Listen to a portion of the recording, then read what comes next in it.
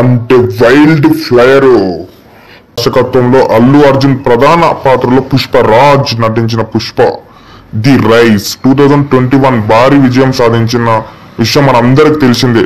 తర్వాత ఈ చిత్రంపై గణనీయమైన అంచనాలు ఉన్నాయి.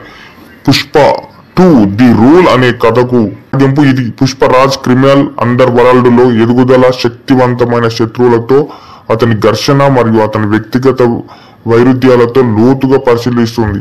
మొదటి చిత్రం అల్లు అర్జున్ యొక్క ఘాటైన నటనకు, అతని ప్రత్యేకమైన శైలికి మరియు గ్రిప్పింగ్ యాక్షన్ సన్నివేశాలతో విస్తృతంగా ప్రశంసలు అందుకుంది. ఇది సీక్వెల్ కోసం అధిక అంచనాలు నెలకొల్పింది.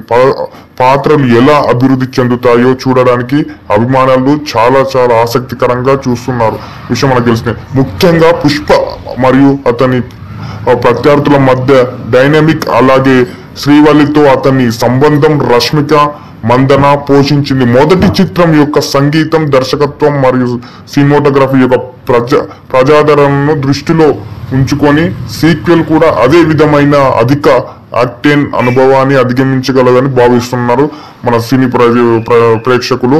పుష్ప 2 ది రూల్ విడుదలైన తర్వాత అధికారిక సమీక్షలు మరియు ప్రేక్షకుల అభిప్రాయం, దాని విజయం మరియు ఆదరణ గురించి మరింత వివరణ. ఏదేమైనా పుష్పరాజ్ విస్తృతంగా విస్తరిస్తున్న ఈ పుష్ప 2 అనే మూవీ డిసెంబర్ 5న విడుదల కాబోతుంది కాబట్టి ప్రతి ఒక్కరు చూడండి. ఒక యాక్షన్ కానీ సినిమాటోగ్రాఫ్ కానీ వేరే లెవెల్లో ఉన్నాయి భయ్య. ప్రతి ఒక్కరు చూడవలసిన మూవీ ఇది. ఎందుకంటే బడ్జెట్ కూడా 400 నుంచి 500 కోట్ల మధ్యలో బడ్జెట్ ఈ మూవీకి పెట్టడం జరిగింది.